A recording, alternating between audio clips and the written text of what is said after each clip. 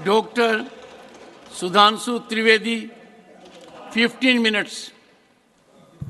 माननीय सभापति महोदय, आज माननीय गृह मंत्री जी के द्वारा जो जम्मू कश्मीर आरक्षण विधेयक रखा गया है, इसका समर्थन करते हुए मैं कहना चाहूंगा कि हमारे प्रतिपक्ष के विद्वान प्रतिनिधि विवेक तनखा जी ने आज एक विवेकपूर्ण बात कही कि यह सत्य है कि कश्मीरी पंडितों का जेनोसाइड और नरसंहार हुआ था। परंतु यह कहते हुए मुझे कष्ट भी होता है कि एक दौर था जब उस नरसंहार के आरोपी और समर्थक दिल्ली में आते थे तो रेड कारपेट वेलकम के साथ आते थे, जलवाए जलाल से दिल्ली की सरजमी पर जलवा अफरोज होते थे। और सभापति महोदय, आज भी वो आते हैं, मगर ईडी के सम्मन पे आते हैं, एनआईए की पेशी में आते हैं। ये अंतर आया है हमारी सरकार और उस सरकार के दौर में। जम्मू कश्मीर के सामने स्वतंत्रता के बाद से अगर मैं कहूं तो एक मिश्रित भावना आती है, क्योंकि हम कहते हैं कि भारत दुनिया का सबसे प्राचीनतम राष्ट्र है, मोस्ट एंशिएंट सिविलाइजेशन है, लिविंग सिविलाइजेशन। उत्तर से दक्षिण तक सारे राज्यों के नाम बदल गए, एक ही राज्य है जिसका प्राचीन काल में जो नाम था, नीलमत पुराण में यदि कश्मीर था तो आज भी कश्मीर है। परंतु दुख की बात यह है कि स्वतंत्रता के 75 वर्ष बाद, मतलब 2019 से पहले तक वो समाधान ही नहीं हो पाया था। समाधान के लिए इतना लंबा समय लगाना पड़ा। वो ट्रांजिएंट एंड टेम्परेरी फेज के लिए आह को चाहिए एक उम्र असर होने तक 3 पीढ़ियां गुजर गईं। तब जाके जब हमारे गृह मंत्री अमित शाह जी ने और प्रधानमंत्री श्री मोदी जी ने वो हिम्मत दिखाई तो अगस्त 2019 में उससे मुक्ति मिली। 3 प्रकार की समस्याएं कश्मीर के पास रही थी, जिसे हम 3D कह सकते हैं। डिलिमिटेशन थी, डोमिसाइल थी एंड डेवलपमेंट थी। हमारी सरकार ने 2019 के बाद तीनों के बारे में समग्र रूप से विचार करना शुरू किया और जैसा कि इस विधेयक में है कि आरक्षण से वंचित वर्गों को समुचित, न्यायपूर्ण, न्याय संगत आरक्षण की व्यवस्था सुनिश्चित कराई गई। पुनर्गठन को न्याय संगत बनाकर संतुलित विकास का मार्ग प्रशस्त किया जा रहा है। विस्थापितों के लिए बहाली और विकास के नए अवसर उपलब्ध कराए जा रहे हैं। 2019 के विधेयक के द्वारा जम्मू कश्मीर विधानसभा में 83 सीटें थी, उन्हें बढ़ाकर 90 किया गया, जिसमें 6 शेड्यूल कास्ट के लिए आरक्षित थी परंतु शेड्यूल ट्राइब्स के लिए नहीं थी। इसमें पहली बार 9 सीटें अनुसूचित जनजाति के लिए आरक्षण की गई हैं। और अब जम्मू में पहले 37 सीटें होती थी, अब 43 होंगी, और कश्मीर में इससे पहले 46 और थी, अब 47 होंगी। पाकिस्तान ऑक्यूपाइड कश्मीर की यथावत रहेंगी। नामित सदस्य पहले 2 थे, अब 5 होंगे, जिनमें कि 1 महिला और 1 पाकिस्तान अधिकृत कश्मीर से भी होगा। अतः हम कह सकते हैं कि हम अब व्यवस्था को न्याय संगत और युक्तपूर्ण प्रतिनिधित्व की तरफ ले जा रहे हैं। परंतु सभापति महोदय, जो गृह मंत्री जी ने आरक्षण का विषय रखा है, जब ये बात हम करते हैं तो हमारे हृदय में एक अलग वेदना उत्पन्न होती है, क्योंकि पहली बार अब जाके 2019 के बाद वाल्मीकि समाज को अपना वह समुचित स्थान मिला है। दुख की बात है कि स्वतंत्रता के बाद इस देश में एक ऐसी व्यवस्था थी जहां जन्म से यह तय था कि जिस व्यक्ति ने जो व्यवसाय किया है, यदि वह सफाई कर्मचारी थे तो उनके बेटे बेटी सफाई कर्मचारी ही रहेंगे, चाहे वो पीएचडी क्यों न कर लें। सोचिए, ऐसी अन्यायपूर्ण व्यवस्था स्वतंत्र भारत में चलती रही और उससे मुक्ति का मार्ग अब जाकर प्रशस्त हुआ है। एक वो थे जिन्होंने वाल्मीकि समाज के साथ यह किया। एक हमारी सरकार है कि जब भव्य श्री राम मंदिर बन रहा है तो उस परिसर में महर्षि वाल्मीकि का भी एक मंदिर बन रहा है। ये हमारी सोच और उनकी सोच में यह अंतर है। विकास की नई ऊंचाइयों की तरफ जम्मू कश्मीर आज बढ़ता हुआ नजर आ रहा है। आज 70% आतंकवाद की घटनाओं में कमी आई है। 9 साल पहले सिविलियन जो कैजुअलिटीज थी उनमें 72% की कमी आई है। सुरक्षा बलों में 60% की कमी आई है। 2010 में जो पत्थरबाजी की घटनाएं थी 2654 होती थी, अब 2023 में कोई नहीं होती। 2010 में 112 लोग पत्थरबाजी की घटनाओं में नागरिक मारे गए थे, 2023 में एक भी नहीं है। 2010 में 6235 सिक्योरिटी पर्सनल इंजर्ड हुए थे, 2023 में एक भी नहीं है। और 2010 में 132 ऑर्गेनाइज स्ट्राइक हुई थी, 2023 में कोई भी नहीं है। 2010 में 70 घटनाएं हुई थी सीज फायर वायलेशन की, 2023 में 2 हुई हैं।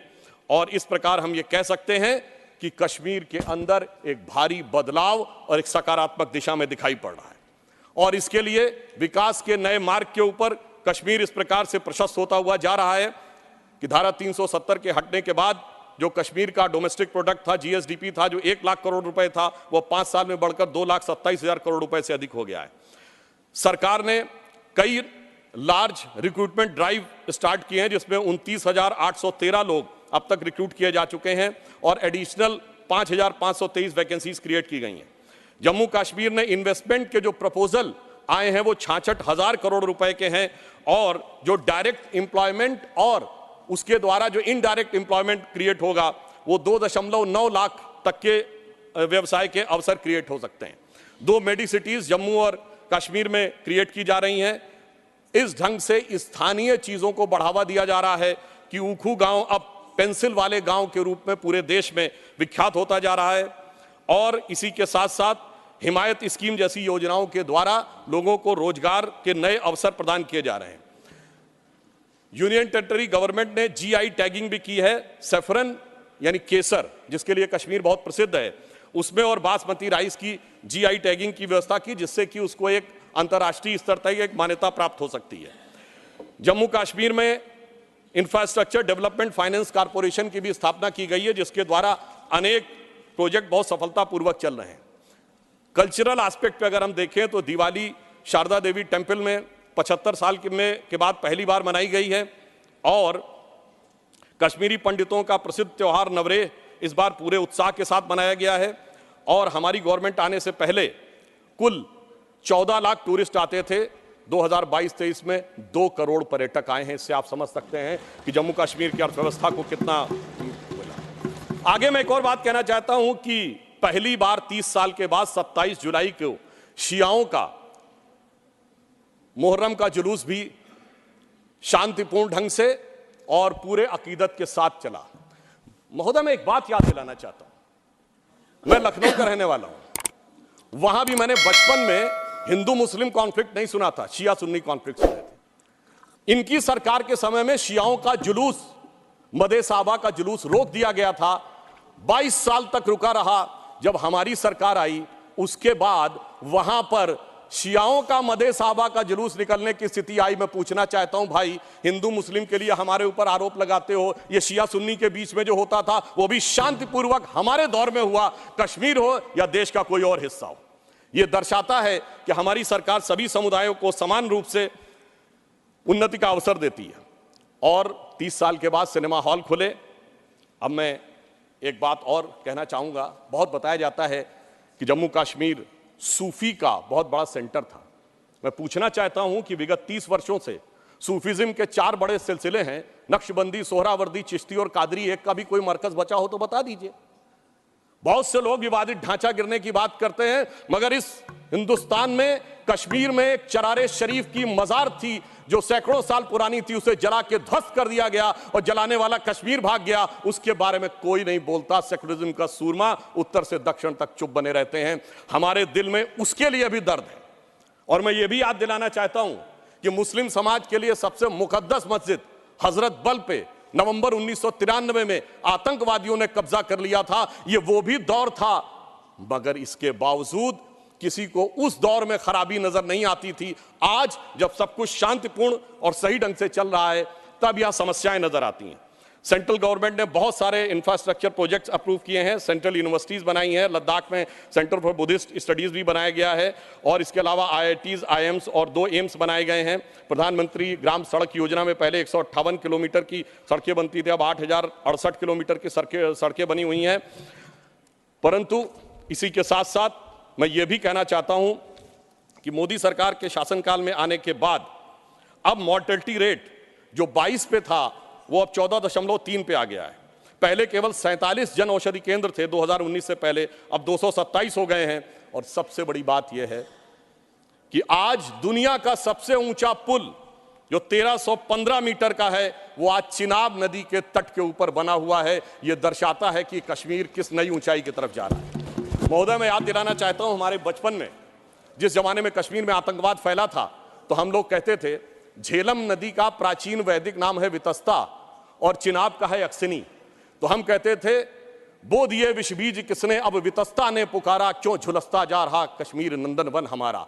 आज मोदी जी की सरकार आने के बाद हम कह सकते हैं, पर आज दुनिया का सबसे ऊंचा पुल अक्सनी पर हमारा यों उभरता जा रहा, यों निखरता जा रहा कश्मीर नंदनवन हमारा। अब मैं एक और भी बात यह कहना चाहता हूं कि 21 हाइड्रो पावर प्रोजेक्ट्स भी चल रहे हैं। G20 जिस शानदार तरीके से हुआ वो हम सब ने देखा, परंतु यहां मैं एक बात कहना चाहूंगा कि यह विषय इतना आसान नहीं था जितना समझा जाता है। जिस समय आतंकवाद शुरू हुआ था, जस्टिस नीलकंठ गंजू की हत्या उस समय हुई जब श्री राजीव गांधी जी के नेतृत्व में भारत के इतिहास की सबसे मजबूत सरकार थी। वो तो लोगों को याद होगा, मुझे याद है मान्यवर, बचपन में बहुत से लोगों को नहीं याद होगा। वर्ल्ड कप 1983 का जीतने के बाद इंडिया का पहला वनडे इंटरनेशनल कहां हुआ था? 13 अक्टूबर 1983 को श्रीनगर में, भारत और वेस्ट इंडीज के बीच में।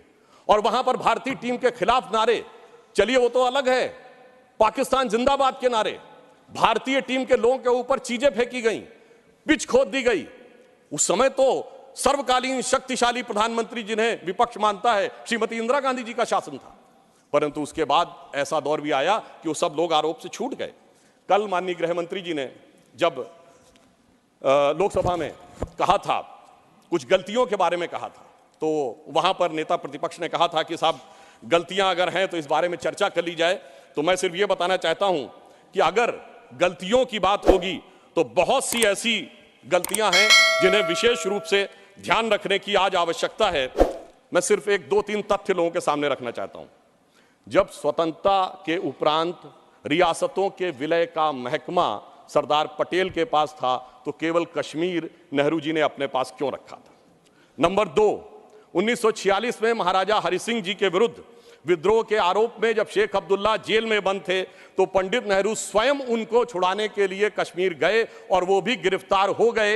यह बात मौलाना आजाद ने अपनी किताब इंडिया विंस फ्रीडम में लिखी है कि इससे तत्कालीन कांग्रेस नेता बुरी तरीके से हतप्रभ हो गए। और इस परिस्थिति में जिस समय पाकिस्तान ने आक्रमण किया उसे कबायली आक्रमण क्यों कहा गया, सेना का आक्रमण क्यों नहीं कहा गया? और इसके अतिरिक्त मैं यह भी कहना चाहूंगा कि जिस समय यह कश्मीर का संघर्ष हुआ, एक फैक्ट रखना चाहता हूं, उस समय तो माउंटबेटन 30 जून 1948 तक वाइसरॉय थे। भारत की सेना अध्यक्ष जनवरी 1949 तक जनरल रॉय बूचर था और पाकिस्तान की सेना का अध्यक्ष जनवरी 1951 तक अंग्रेज था। तो भाई यूनाइटेड नेशंस में जाने की क्या आवश्यकता थी? गृह मंत्री जी ने बिल्कुल सही बात कही कि भाई उनको 1 साल तक माउंटबेटन को इसलिए रोका गया था कि बचे हुए कुछ मामले रिजॉल्व करने हैं। तो भाई मैं पूछना चाहता हूं कि उनको क्या मेहमान नवाजी के लिए रखा गया था? जब यहां थे, दोनों तरफ के सेना अध्यक्ष भी अंग्रेज थे, तो यूनाइटेड नेशंस क्यों गए? इसलिए मैं कह सकता हूं एक गलती नहीं, भयंकर गलती थी जिसका खामियाजा आज तक सरकार को भुगतना पड़ रहा है। और फिर इतना ही नहीं, करेस्पॉन्डेंट ऑफ सरदार पटेल से बहुत स्पष्ट है कि वहां लिखा जा रहा था कि residual powers will be vested in the interim government of Jammu and Kashmir, जिसको सरदार पटेल के इंसिस्टेंस के ऊपर यूनियन गवर्नमेंट कर दिया गया। अगर रेजिडुअल पावर्स उनके पास वेस्टेड होती तो आप समझ सकते हैं कि आज कितनी बड़ी चुनौती का सामना करना पड़ता। और ये correspondence of Sardar Patel 1945 to 50 के खंड 1 में जो वी शंकर उनके सेक्रेटरी थे, उन्होंने इस बात को लिखा है।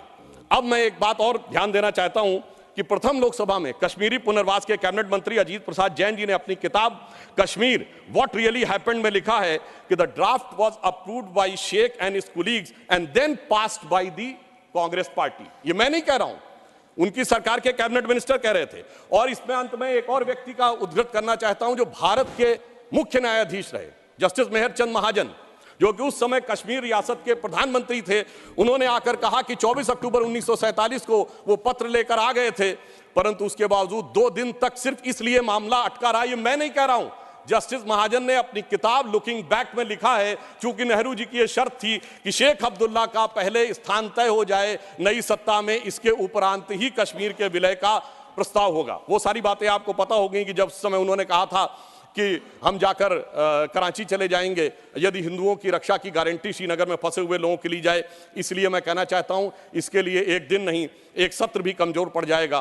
और आज अगर आप देखें कि अंतर देखिए, एक उधर का कश्मीर और एक इधर का कश्मीर। एक इधर का कश्मीर है जहां पर टेक्नोलॉजी में, जहां पर की कल्चर में उन्नति हो रही है, जहां विकास हो रहा है, G20 किया जा रहा है। और एक उधर का कश्मीर है, यहां हमारा सबसे ऊंचा पुल है और वहां बड़े बड़े आतंकवादी संगठनों के साथ उधर के कश्मीर के लोग बैठे हुए हैं। इसलिए मैं ये भी कहना चाहता हूं कि इन 75 वर्षों के बाद जो कुछ भी बदलाव आया है वो इस सीमा तक आया है कि मैं सिर्फ ये कहना चाहूंगा कि जो मोदी जी ने हिम्मत दिखाई उसकी वजह से आज ये बदलाव आया। जिसे एक पंक्ति में कहना चाहूंगा कि दर्द की रात गई, गम के जमाने भी गए और मोदी जी की हिम्मत से कई दाग पुराने भी गए। और इसके लिए सर एक बस पंक्ति कह देता हूं, इसके लिए जिस दृढ़ इच्छा शक्ति की आवश्यकता थी वो हमारे गृह मंत्री जी ने और प्रधानमंत्री जी ने दिखाई।